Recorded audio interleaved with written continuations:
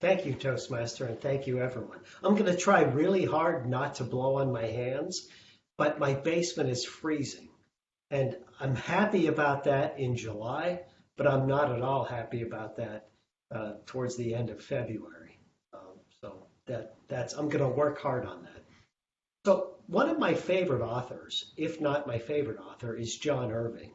If you could see off screen behind me in my bookshelf, there are lots of John Irving books in there. If you've read a John Irving novel, my bet is that you've read one of these three: The Cider House Rules, The World According to Garp, or A Prayer for Owen Meany. Those may have been assigned in school.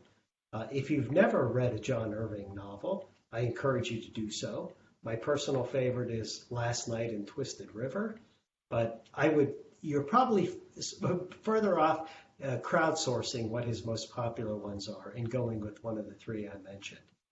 But I was thinking about John Irving. John Irving has a unique quirk the way he writes. John Irving writes backwards. The first thing he writes in every novel is the very last sentence. And if he doesn't have that sentence right, if he's not pleased with that sentence, that novel never gets written.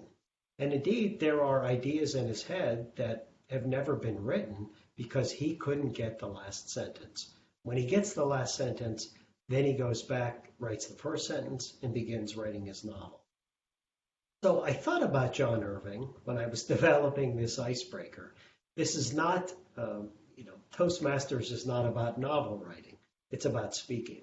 But that construct of starting at the end and then moving back to the beginning made a lot of sense to me. And I kind of knew what my point was at the end.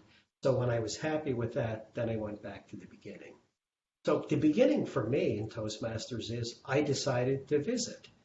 I popped into a few meetings before I decided to join. The reason I decided to pop into a meeting and visit, it's not that complicated. It's pretty simple and in many ways quite selfish. I wanted to be a better speaker. I understood there are ancillary benefits.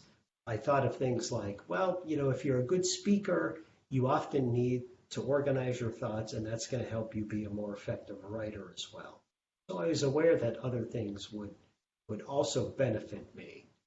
But at the end of the day, my mindset was Toastmasters is a way for me to help me. I'm getting practice. It's me helping me. It was not that long into my first visit, probably 15 or 20 minutes. And then since I joined, I realized I had that all wrong. It's not about me helping me. It's about you, all of you helping me. This is not an exercise in practice. It's not an exercise in me learning to hone my skills. This is really, in the best ways, a coaching endeavor. I get better at listening. My perspectives are broader as I listen to how other people frame things and think about things. It's still very selfish in that respect. It's still about helping me. But I flipped it around backwards, and it's like, it's not me doing the help. It's all of you that are doing the helping. So in John Irving's style, when I think about how do I want to end this, I think it was appropriate that when I came to Toastmasters, I had it completely backwards, just the way John Irving starts his novels. That's all. I may be short. Thank you. Stephen, first and foremost, congratulations on your icebreaker. I find you already a great speaker, and I learned that because you did an invocation before you did an icebreaker a few weeks ago.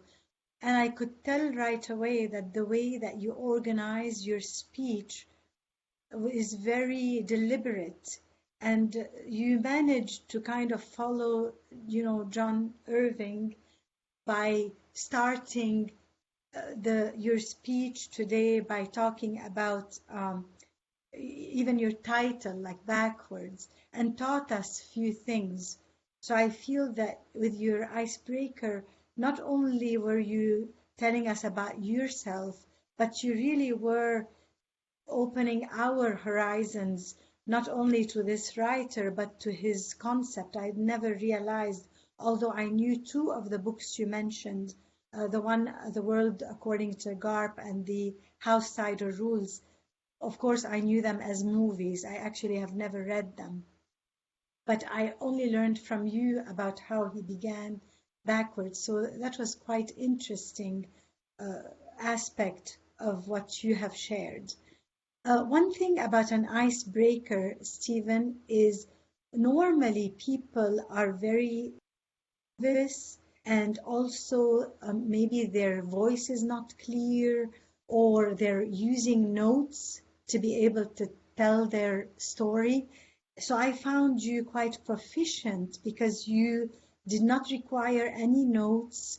You flowed, your story flowed very well. Your clarity of your voice is really, really good. So I really appreciated those aspects that you already have. And I could say that although you were saying you were learning from us, or we were all coaching you, I found you already coaching us. So truly take the compliment as well. So you said three things too, which I thought were quite nice.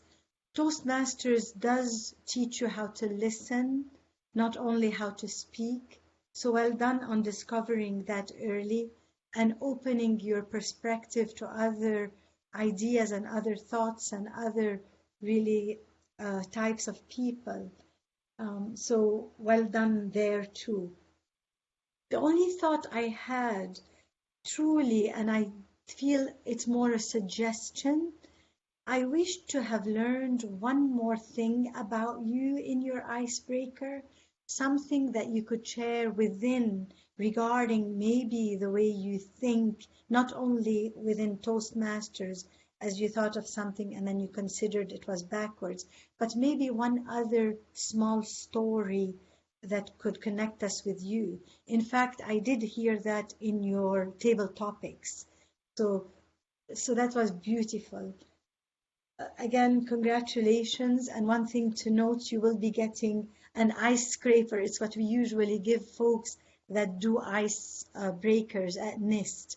They receive an ice scraper, which is a NIST ice scraper. Hopefully when we are able to get in, we can purchase some to give it to all the folks that have done their icebreakers during the pandemic.